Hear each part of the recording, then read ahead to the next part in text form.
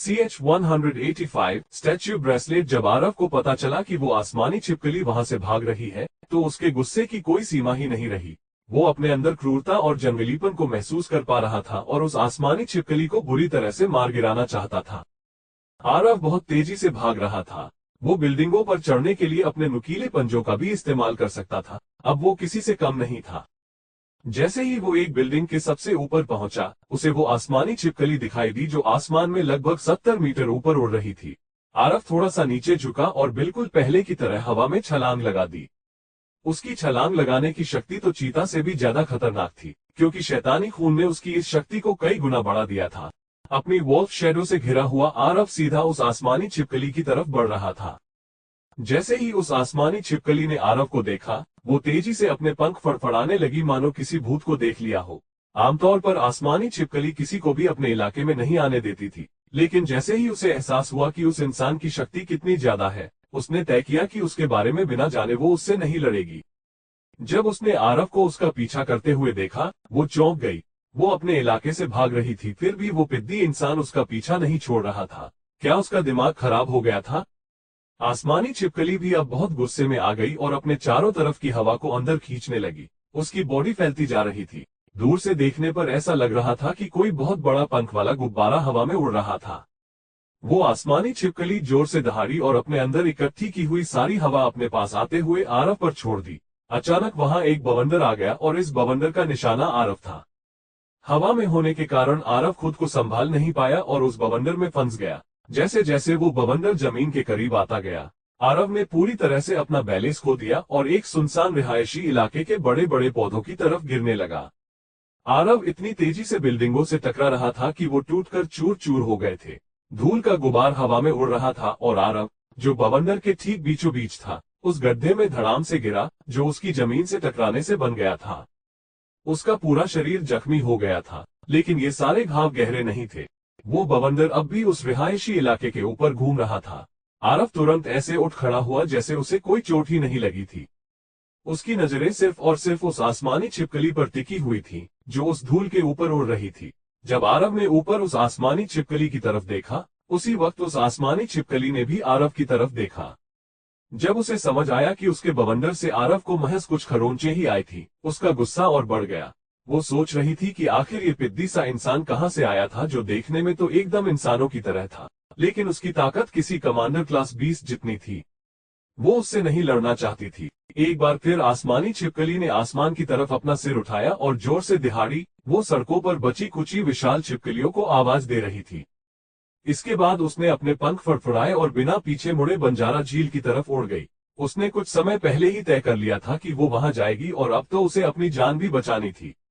अपने कमांडर का ऑर्डर सुनते ही बाकी की विशाल छिपकलियां आरव पर हमला करने की जगह पीछे हटने लगी। जिन सड़कों पर कुछ देर पहले हड़कंप मचा हुआ था, वो अब एकदम शांत हो गई थी। वो सारी छिपकलियां अपनी कमांडर के पीछे पीछे जा रही थी। उनकी गिनती अब भी इतनी ज्यादा थी कि अगर कोई आसमान से देखता तो ऐसा लगता कि अग्निगढ़ शहर में छिपकलियों का कालीन बिछ गया है। वो सारी बिल्डिंगों को, गाड़ियों को, जो भी उनके रास्ते में आ रहा था, कुचलती जा रही थी। ये नजारा देखने लायक था। ये सच था कि आरव ने कई सारी विशाल छिपकलियों को खिलौनों की तरह तोड़ मरोड़ कर फेंक दिया था, लेकिन उनकी गिनती बहुत ज्यादा थी। अगर वो उन सबका सफाया करना चाहता तो उसे कम से कम पूरी एक रात और एक दिन लगता, और वैसे भी ये तो विशाल छिपकलियों का एक छोटा सा झुंड था। बंजारा झील में इससे कई गुना ज्यादा छिपकलियां थीं। एडवांस मैजिक की वजह से शहर का एक दूसरा हिस्सा भी पूरी तरह ध्वस्त हो गया था। ये वही जगह थी जहां वो शैतान बख्तावर और सूर्यांश एक दूसरे से बैटल कर रहे थे। अब तक उन दोनों में से कोई भी नहीं जीता था। भले ही बख्तावर सूर्यांश से ज्यादा ताकतवर था, लेकिन सूर्यांश अपने विंड एलिमेंट की वजह से बहुत तेज था। वो बख्तावर के हर हमले से बच रहा था। वो लोग हवा में भी लड़ चुके थे और जमीन पर भी उनकी इस लड़ाई का शिकार होकर 100 से ज्यादा डिमन बीस्ट की मौत हो गई थी। वो दोनों आरव और उस आसमानी छिपकली की लड़ाई पर नजर रखने की कोशिश कर रहे थे, लेकिन वो भी इस बैटल में फोकस नहीं खो सकते थे। तुम अब भी उतने ही कमजोर हो जितने पहले थे। अगर तुम्हारे पास सिर्फ इतनी ही शक्ति है तो उसकी तरह ही तुम्हें भी मरकर नरक ही चले जाना चाहिए। वो वहां तुम्हें बहुत याद करती होगी, बख्तावर ने मुस्कुराते हुए कहा। उसी वक्त उसने अपने हाथ में पहने हुए ब्रेसलेट को घुमा दिया। ऐसा करते ही उसमें से ब्राउन लाइट निकलने लगी जिसने बख्तावर के पूरे शरीर को पूरी तरह से ढक लिया था। ये एक स्टैच्यू ब्रेसलेट है। ये मेरी स्टैच्यू स्पेल को कई गुना शक्तिशाली बना सकता है। अब ना तो तुम्हारे पास कोई डिफेंस इक्विपमेंट बचा है और ना ही तुम्हारे विंड विंग्स इतने शक्तिशाली हैं जो तुम्हें इस हमले से बचा पाएंगे।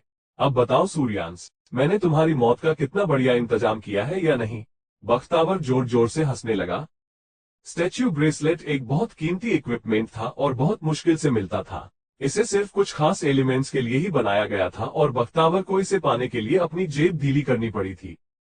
पहले उसे लगा था कि वो सबसे पहले इसका इस्तेमाल युद्ध में करेगा, लेकिन उसने ये नहीं सोचा था कि वो इसे सबसे पहले अपने पुराने दुश्मन सूर्यांश पर करेगा। सूर्यांश तुरंत पीछे हट गया। बख्तावर का वो ब्रेसलेट बेहद शक्तिशाली था। सूर्यांश जानता था कि ये कोई आम इक्विपमेंट नहीं था। इसकी शक्ति इतनी ज्यादा थी कि 1/4 शहर को भी स्टैच्यू में बदल सकती थी, इसलिए सूर्यांश पीछे हट गया। अच्छा, तो तुम अब भाग रहे हो? क्या तुम्हें लगता है कि तुम्हारे पास इतना वक्त है? बख्तावर अपनी शक्ति इकट्ठी कर रहा था। सूर्यांश को अब समझ में आ रहा था कि बख्तावर इस हमले की तैयारी काफी देर से कर रहा था और अब उसके पास वहां से भागने का भी वक्त नहीं बचा था। बख्तावर को सूर्यांश को इस तरह से अपनी जान के लिए भागते हुए देखकर बहुत मजा आ रहा था। ये एक खरगोश और चील के खेल जैसा था। खरगोश को लगता था कि वो समय पर अपना बिल बनाकर बच जाएगा, लेकिन चील तो पहले ही सब कुछ जान चुकी होती थी और उस खरगोश को पकड़ लेती थी। तो तुमने हार मान ली? बख्तावर ने अपना हमला करते हुए कहा। पास के सारे पेड़ पौधे पलक झपकते ही पत्थर में बदल गए थे और कोई अगर उन्हें हल्के से भी छू लेता तो उनके टुकड़े टुकड़े हो जाते। बख्तावर को अचानक एहसास हुआ कि सूर्यांश ने उड़ना बंद कर दिया था।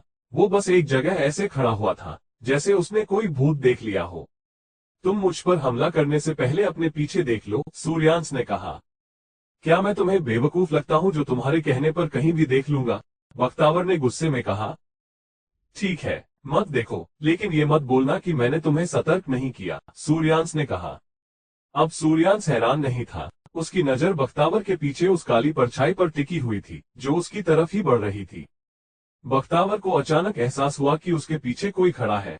वो उसके खतरनाक ओरा को महसूस कर पा रहा था, लेकिन उसे समझ में नहीं आ रहा था कि उसके पीछे आखिर कौन खड़ा था, क्योंकि उस शहर में कोई भी ऐसा नहीं था जो उसकी स्पेल से बच सकता था। लेकिन मेरी स्टैच्यू स्पेल के असर से तो कोई भी डीमन बीस्ट स्टैच्यू में बदल जाता, तो फिर ये कौन है और सूर्यांश इसे ऐसे क्यों देख रहा है? बख्तावर ने मन ही मन सोचा। वो जानता था कि इस वक्त कोई भी उसके करीब नहीं आ सकता था। सूर्यांश के चेहरे पर अजीब हंसी देखकर बख्तावर को पीछे मुड़ना ही पड़ा। ऐसा लग रहा था कि सूर्यांश उसका मजाक उड़ा रहा था। जब वो पीछे मुड़ा तो जो उसके सामने था उसे देखकर उसके पैरों तले जमीन खिसक गई थी। उसे अपनी आंखों पर भरोसा ही नहीं हो रहा था। ये कौन है और इसके शरीर पर ये खूनी पैटर्न क्यों बने हुए हैं और इसकी आंखें ऐसी क्यों हैं? ये बार बार रंग क्यों बदल रही हैं? बख्तावर दंग रह गया था। तभी अचानक उसे कुछ याद आया। आरव, क्या ये तुम हो?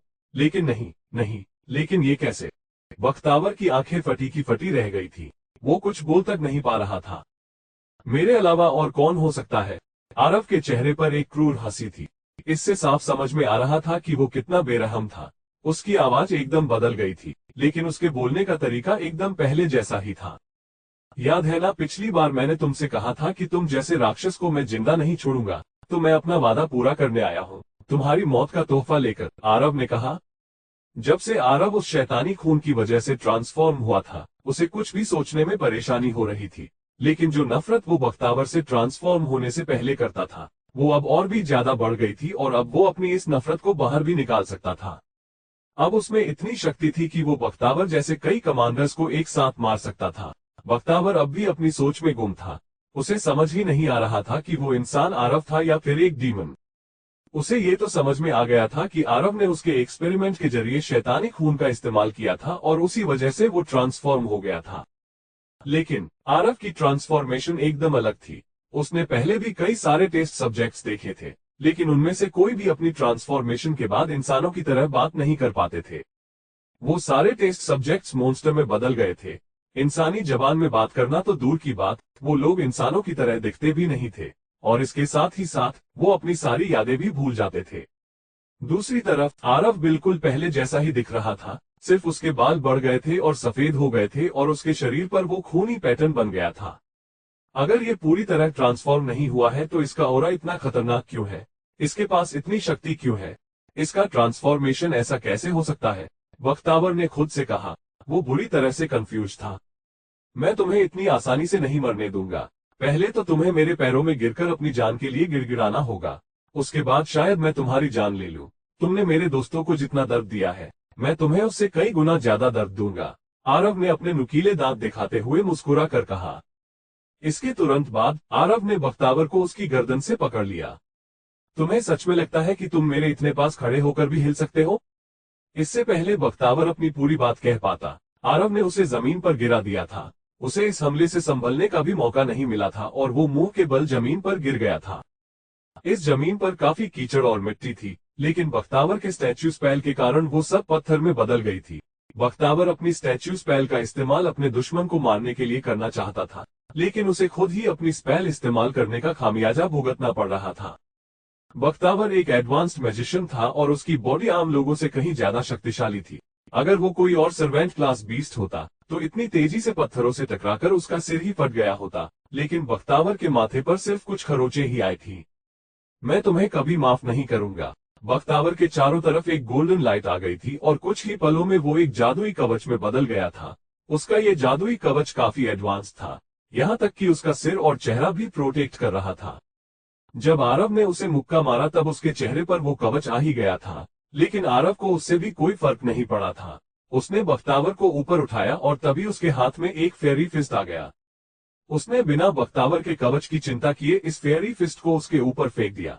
जब ये फेयरी फिस्ट बख्तावर को लगा, वहां एक धमाका हुआ।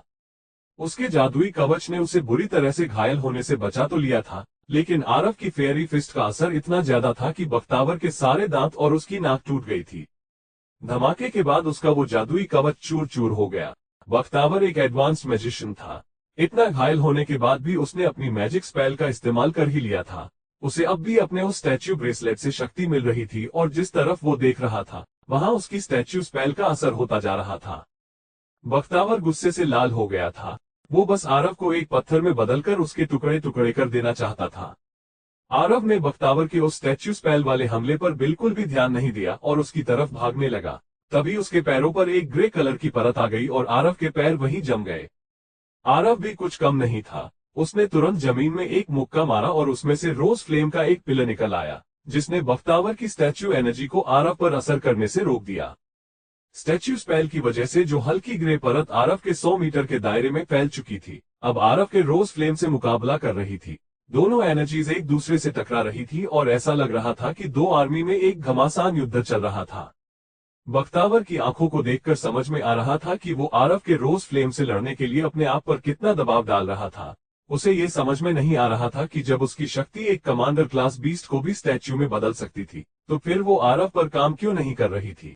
उसे ये भी समझ में नहीं आ रहा था कि जब आरव उस शैतानी खून की मदद से ट्रांसफॉर्म हो चुका था, तो फिर वो सोच कैसे पा रहा था। उसे ये याद क्यों था कि उसे बख्तावर से बदला लेना था।